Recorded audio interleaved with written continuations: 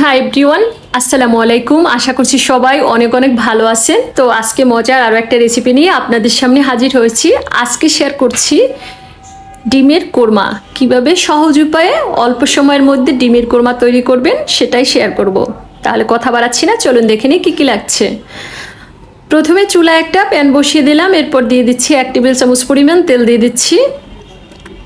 এরপর অপেক্ষা করছি তেলটা গরম হওয়া পর্যন্ত। গরম হয়ে আসলে এর ভিতরে দিয়ে দিচ্ছি সামান্য একটু লবণ দিয়ে দিচ্ছি, আর ডিমগুলো দেখতে পাচ্ছেন সিদ্ধ করে আমি একটু কেচে কেচে নিচ্ছি। এরপরে ডিমগুলোকে একটু ফ্রাই করে নিচ্ছি। যেহেতু এটা ডিমের কোরমা করব এবং সাদা ডিমের কোরমা, সেহেতু এখানে কিন্তু কোনো হলুদ টলুদ দেওয়া যাবে না। এরপরে আমি তুলে নিচ্ছি, ঠিক 1-2 মিনিটের মতো ফ্রাই করে জাস্ট তুলে নিলাম। এরপরে এলাচ দারচিনি দিয়ে দিচ্ছি 2-3টা করে। পেঁয়াজ কুচি দিয়ে দিচ্ছি, পেঁয়াজটাকে একটু বেরেস্তার মতো করে ভেজে নিচ্ছি।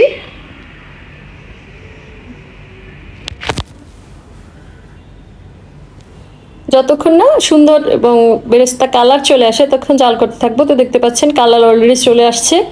এখান থেকে অর্ধেকটা তুলে রাখছি, জাস্ট পরিবেশনের সময় এটা দিয়ে দেব। তো বাকিটা থেকে যাবে এর সাথে।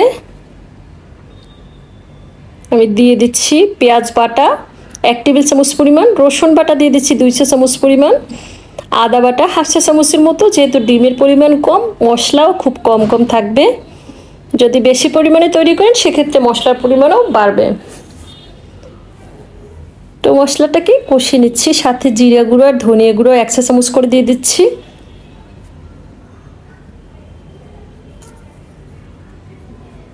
এরপর মশলাটাকে খুব ভালোভাবে কষিয়ে নিচ্ছি।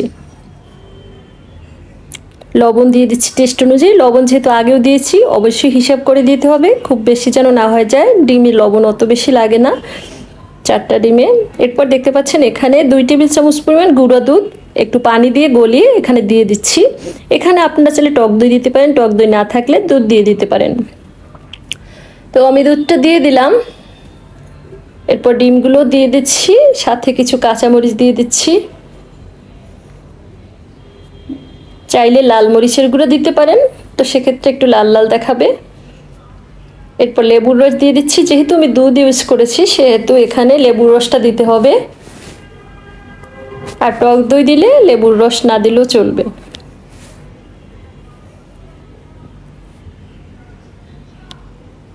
এরপর জাল করতে থাকবো 4 থেকে 5 মিনিট হাই হিটে, তাহলে কিন্তু রান্নাটা হয়ে যাবে। আর সাথে এখানে দিয়ে দিচ্ছি 1 চা চামচ পরিমাণ চিনি। রোস্টে যেহেতু ঝোলটা একটু মিষ্টি মিষ্টি লাগে সেহেতু চিনিটা অবশ্যই দিতে হবে। তো দেখতেই পাচ্ছেন রান্নাটা কিন্তু একদমই শেষ পর্যায়ে।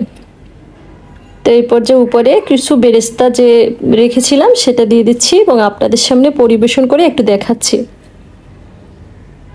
একটু প্লেটে উঠিয়ে সাজিয়ে দেখাচ্ছি। তো যে কোনো সময় মেহমান আসলে দ্রুত এবং অল্প সময়ের মধ্যেই আপনারা এই ডিমের কোরমাটা তৈরি করে দিতে পারেন। তো কিছু বেরেস্তা দিয়ে পরিবেশন করে দেখাচ্ছি। আশা করছি আজকের এই ডিমের কোরমা রেসিপিটি আপনাদের কাছে ভালো লেগেছে। ভালো লাগলে আবার অনুরোধ থাকবে আমাকে সাপোর্ট করার জন্য। সেই সাথে ভিডিওটি দেখার জন্য সবাইকে অসংখ্য অসংখ্য ধন্যবাদ। সবাই ভালো থাকুন, সুস্থ থাকুন। আজকে এই পর্যন্তই। আল্লাহ হাফেজ।